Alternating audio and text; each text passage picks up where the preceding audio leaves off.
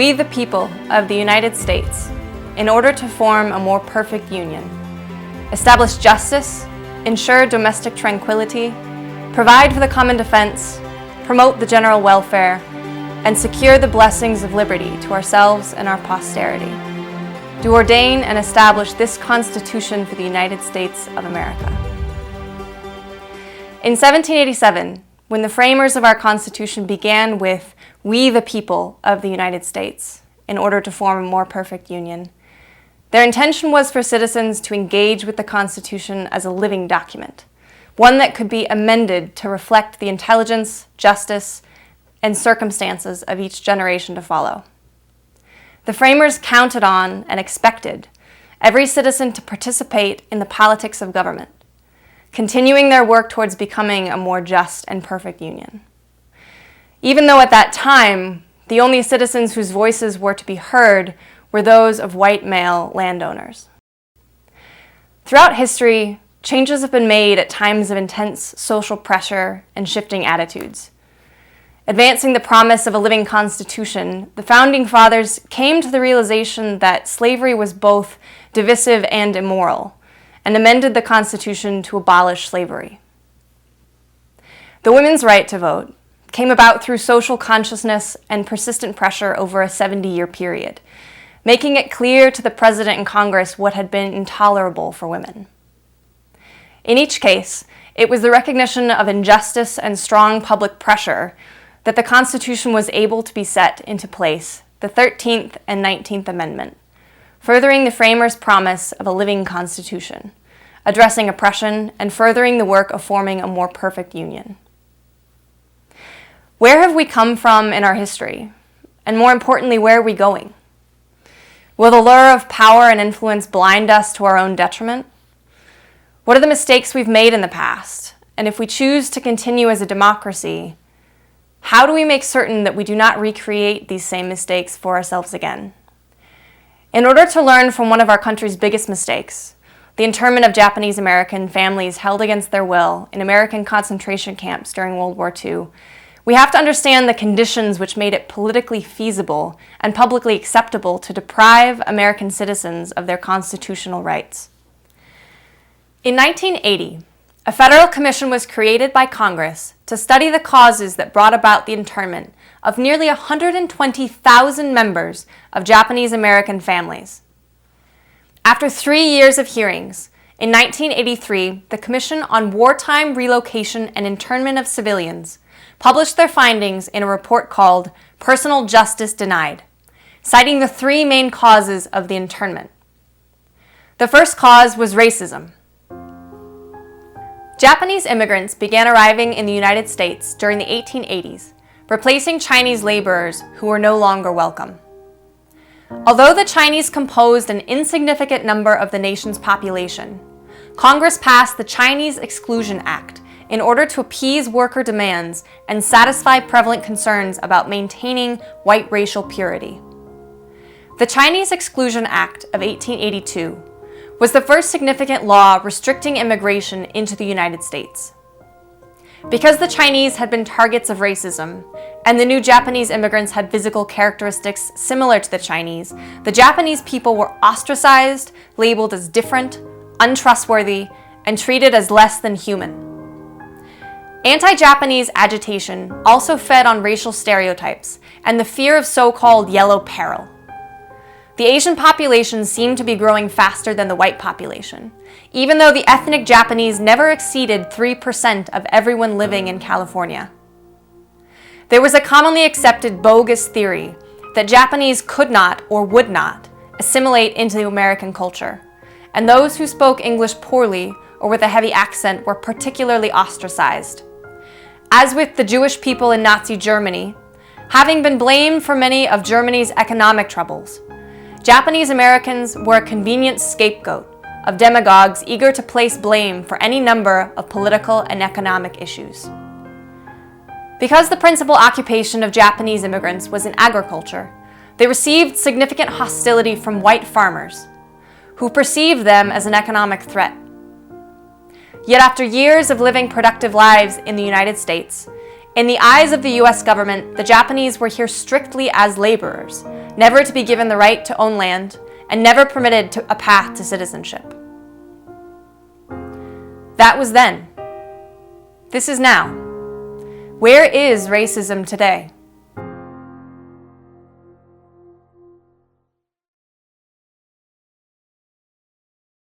The second cause for the internment of Japanese Americans was determined to be war hysteria, which today would be called the politics of fear or fear-mongering.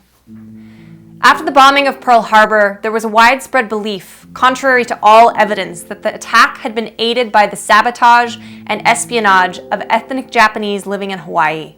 This fear and scapegoating erupted into anger and hate, punishing innocent people by burning their homes, stealing their property, taking their farms and businesses, and otherwise undermining their self-worth, pride, and their sense of personal dignity.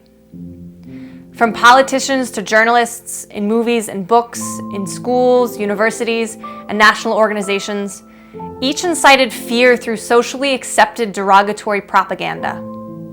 Any American of Japanese ancestry was the hated enemy. These fears were what allowed those in power to justify racist policies, with the argument that imprisoning ethnic Japanese living on the West Coast was necessary in order to protect the safety of Americans. This justification completely negated the fact that most of those sent to the camps were American citizens. Fear is a dangerous thing. It has been used to justify some of the most heinous actions, completely outweighing the importance of facts.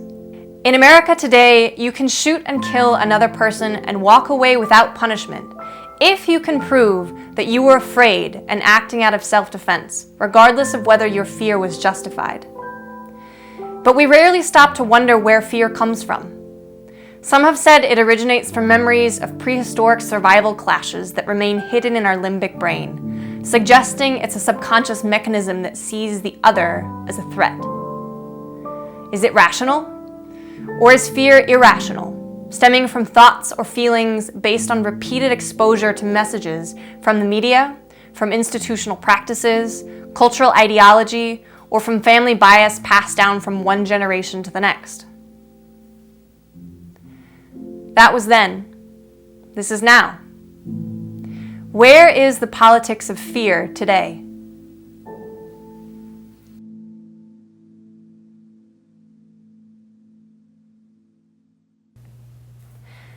The third cause for the internment of Japanese Americans was determined to be the failure of political leadership. Part of the failure of political leadership was political self-preservation at the cost of Japanese American lives.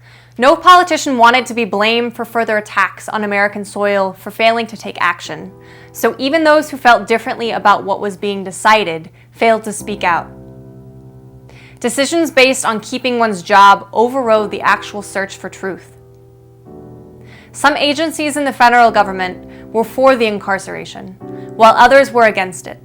It was never a unanimous decision, but when enough power and influence was brought to bear by both political parties, the decision was made to imprison Japanese Americans living on the West Coast. The president's executive order was a blatant violation of the 14th Amendment. The cause for this breach of the 14th Amendment was later on acknowledged to be a fabrication based on racial fear. The Assistant Secretary of War at the time revealed the prevailing attitude of those in charge when he said, "The Constitution is just a piece of paper to me." Conversely, reports from other government agencies studying the potential threat from Japanese Americans on the West Coast stated that the Japanese people were extremely loyal to the United States, and therefore there was no need for imprisoning them because of a so-called military necessity. These reports, however, were never taken into account. President Roosevelt, giving way to his own racial bias and receiving intense political pressure from Congress, violated his only oath of office, namely to preserve, protect, and defend the Constitution of the United States. He signed Executive Order 9066, stating that the Japanese internment was a military necessity. On February 19, 1942, the president sentenced nearly 120,000 innocent people to American concentration camps. That was then. This is now. Where is the failure of political leadership today?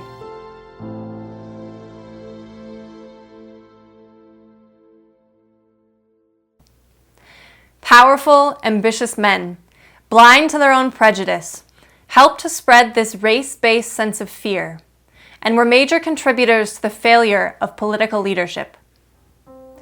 Justification for internment from people like Chief Justice Earl Warren, then the Attorney General of California, helped to seal the fate of Japanese American people. Following Japan's attack on Pearl Harbor on December 7, 1941, Warren organized the state's civil defense program, warning in January of 1942 that the Japanese situation as it exists in this state today may well be the Achilles heel of the entire civil defense effort.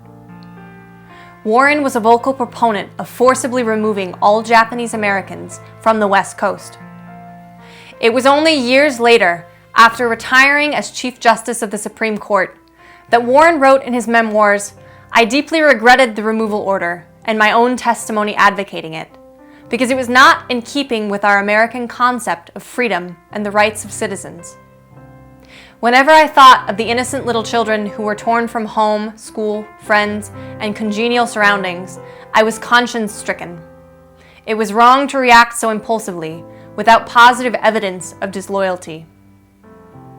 As the Chief Justice of the Supreme Court, this was his deepest source of shame and most egregious failure, knowing that even regret was not enough to erase the damage he had done.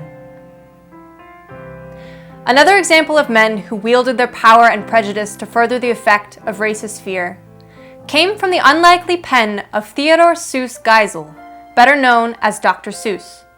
In his editorial cartoons, Seuss took advantage of the physical differences between Japanese and Europeans. His cartoons aided to increase paranoia and fear, especially on the West Coast. Later on, however, as he began to understand how his work was supporting the spread of anti-Japanese propaganda, Seuss worked to make amends for what he had done. He traveled to Japan to experience and learn who the Japanese people really were. Upon his return, he wrote the book Horton Hears a Who, in which he stresses the power of a single voice making all the difference for the people of a tiny city called Whoville. When you look at the three causes of internment cited by the Commission, namely racism, war hysteria, or the politics of fear, and the failure of political leadership, it's not difficult to find parallels in our current political system. The evidence is in the way immigrants are scapegoated for stealing jobs, or the fear-mongering around terrorism and American Muslims, and the extreme polarization and culture wars that plague our system. If we want to answer the question, could this happen again? We have to examine how fear operates in America today. Are minority groups seen consciously or subconsciously as a threat, whether economic, cultural, or physical, to the point that depriving them of civil rights would be justified? Does fear make it more acceptable to detain immigrant children in cells or impose blanket travel bans on entire countries? If there is a lesson to be learned from the Japanese internment, or the Holocaust, or any subjugation, internment, or genocide of minority, it's that none of these examples are carried out solely by a handful of self-serving men. They were carried out with the consent of thousands of otherwise good people, whose non-involvement made them complicit in an atrocious infringement on human rights.